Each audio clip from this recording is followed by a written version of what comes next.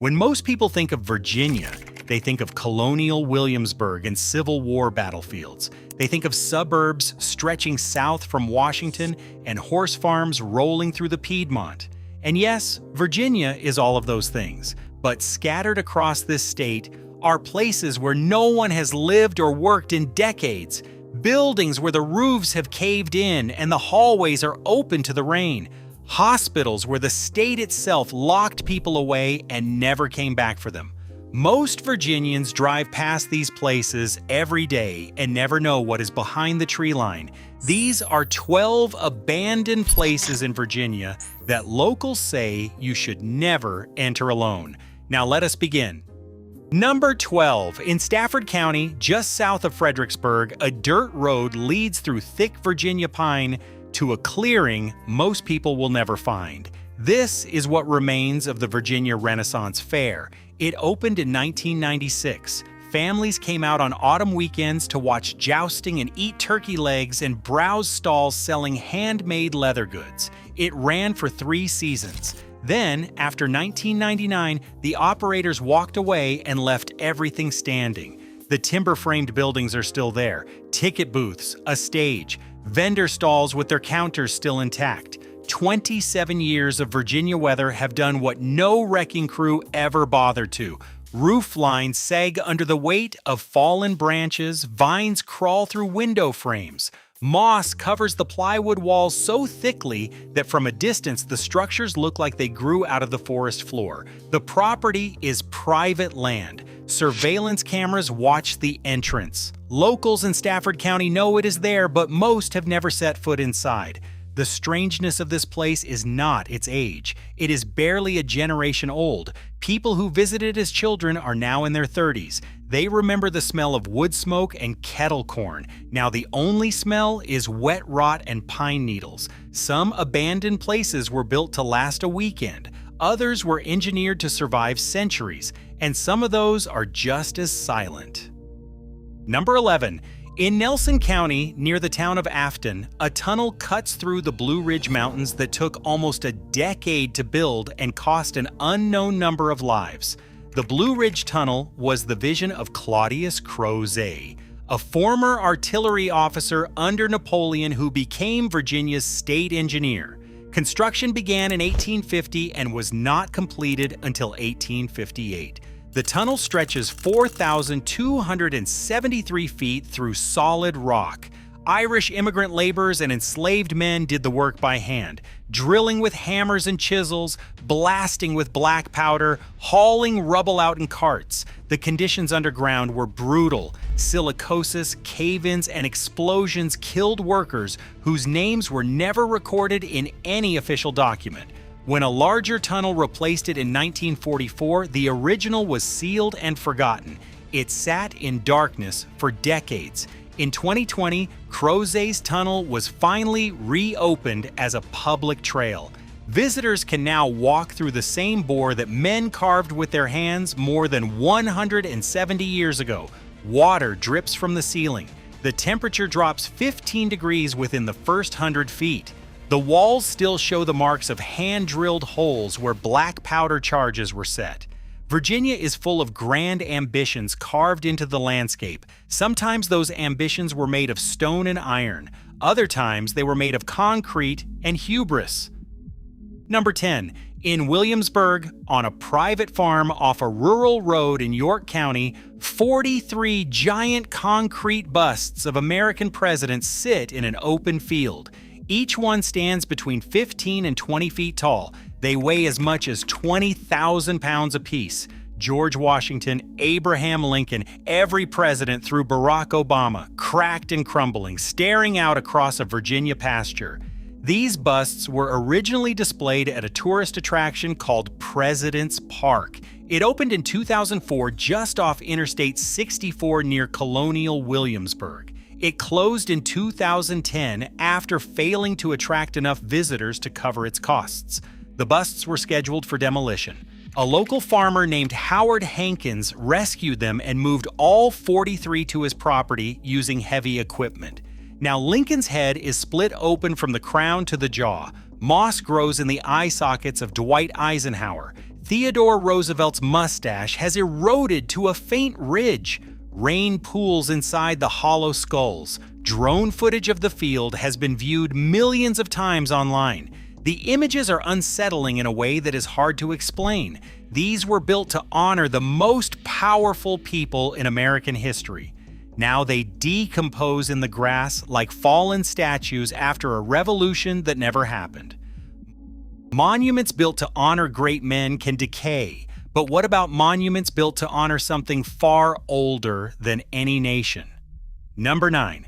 In Bedford County, deep in the foothills of the Blue Ridge, a collection of concrete structures sits on a wooded hillside that most Virginians have never visited. This was Holy Land, USA, a privately built religious park that attempted to recreate the landmarks of biblical Jerusalem in rural Virginia.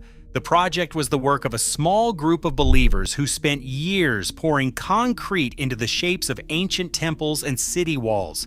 They built a replica of the tomb of Christ, a miniature Bethlehem.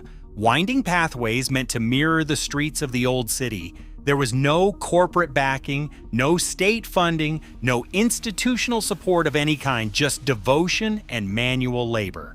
The park operated for years as a place of pilgrimage for small groups of faithful visitors. When the founders grew old and no one stepped forward to maintain it, the site was left to the forest. Today, the concrete Jerusalem is barely visible beneath the undergrowth. Walls that were meant to echo sacred history are cracked and leaning. Trees grow through doorways. The silence here is total. Some ruins were built by believers with nothing but faith and cement. Others were built by some of the wealthiest families in colonial America, and those ruins carry a very different kind of weight. Number 8. On the north bank of the York River in Gloucester County stand the brick walls of what was once considered the grandest mansion in colonial Virginia. Rosewell Plantation was begun by the Page family around 1725. 3 full stories of Flemish bond brickwork, marble fireplaces, a grand staircase that reportedly rivaled anything in England. Thomas Jefferson visited Rosewell. Some historians believe the architecture influenced his early thinking about design and proportion. The Page family held the property for generations, but by the 19th century, the estate had changed hands several times and fallen into disrepair. On March 28, 1916, a fire gutted the interior. The roof collapsed. Only the massive brick walls survived. Those walls still stand today. Listed on the National Register of Historic Places, a nonprofit organization works to stabilize what remains, but the sheer scale of the ruin is what stays with you. These are not the walls of a modest farmhouse. They are 3 stories of colonial ambition rising out of the Virginia tidewater with nothing inside them but sky. Hawks nest in the upper window frames. The mortar between the bricks is older than the United States itself. When an entire mansion can vanish, it is not difficult to imagine what happens when an entire town disappears. And in the coal fields of Southwest Virginia, that is exactly what happened. Number 7. In Tazewell County, at the far western tip of Virginia, sits the town of Pocahontas. In the 1880s, this was one of the most important places in the American economy. The Pocahontas exhibition mine opened in 1882. The coal seam here was 13 feet thick, some of the richest bituminous coal ever found in North America. It powered the factories, railroads, and warships that built the industrial United States. On March 13, 1884, an explosion ripped through the mine and killed 114 men. It was one of the deadliest mining disasters in Virginia history. The bodies were carried out through the same entrance the men had walked into that morning. The town kept producing coal for decades, but as the seams thinned and the industry mechanized, the population drained away. By the 2020 census, 268 people remained. The median household income was $22,917. The streets that once housed thousands of miners and their families are now lined with empty storefronts and collapsing porches. The mine entrance is still there. You can stand at the mouth of it and feel the cold air pushing out from underground. The mountain is still exhaling. Virginia did not just abandon the places where people worked, it also abandoned the places where it put the people it wanted to forget. Number 6. In Roanoke County, in the shadow of Catawba Mountain, a cluster of red brick buildings sits behind a chain-link fence at the end of a winding road. This is the Catawba Sanatorium. The state of Virginia opened it in 1909 as a tuberculosis hospital. The theory at the time was that mountain air could cure the disease. Patients were sent here from across the state. At its peak, hundreds of men, women, and children lived in these wards, sleeping on open-air porches in the winter, wrapped in blankets, breathing the cold mountain air that doctors believed would heal their lungs. When streptomycin and other antibiotics made sanatoriums obsolete in the middle of the 20th century, the state closed the facility. The buildings were never demolished. They still stand. Red brick darkened by decades of rain and mildew, windows boarded over or shattered. The open-air porches where patients once slept are now exposed to the elements with no one in them. Catawba is one of the largest intact sanatorium complexes remaining in Virginia. The state built an enormous infrastructure to fight a disease and then walked away from every brick of it when the disease was beaten. A sanatorium built to heal is one thing, but Virginia also built places of extraordinary beauty and then left those to decay as well. Number 5. On the crest of Afton Mountain in Augusta County, overlooking the Shenandoah Valley, sits a mansion that most people cannot believe exists in Virginia. Swannanoa was completed in 1912 for James Henry Dooley, a Richmond Railroad magnate, and his wife Sally May. He wanted to build her a palace. He succeeded. The villa is Italian Renaissance in style, 52 rooms, a Tiffany stained glass window containing an estimated 4,000 individual pieces depicting Sally Mae Dooley herself. 300 artisans were brought in to complete the marble work, the frescoes, and the ornamental plasterwork. The estate sat on 590 acres at an elevation of nearly 3,000 feet. Both Dooleys died in the 1920s. The property passed through various owners. A spiritual organization occupied it for decades. When they departed, the mansion was left with no permanent resident and no reliable source of maintenance funding. Today, the roof leaks. Plaster falls from the ceilings in sheets. The Tiffany window still catches the morning light, but the room behind it smells of mold and standing water. The marble floors are stained with rust from the iron fixtures above them. Swannanoa was listed on the National Register of Historic Places in 1969. It remains one of the most architecturally significant private residences in the American South, and it is rotting from the inside. Beauty abandoned is painful to witness, but the buildings that carry the heaviest weight in Virginia are not mansions or mines. They are the places where the state exercised power over human bodies. Number 4. At the southern tip of the Virginia Peninsula, where the Chesapeake Bay meets the Hampton Roads Harbor, stands the largest stone fort ever built in the United States, Fort Monroe. Construction began in 1819 and was completed in 1834. The fort covers 63 acres. Its walls are surrounded by a moat. It was never captured in battle, not during the Civil War, not ever. But the history of this ground goes back much further than the fort. In 1619, the first enslaved Africans recorded in English-speaking North America arrived at a point near this location. That arrival set in motion 2.5 centuries of slavery across the continent.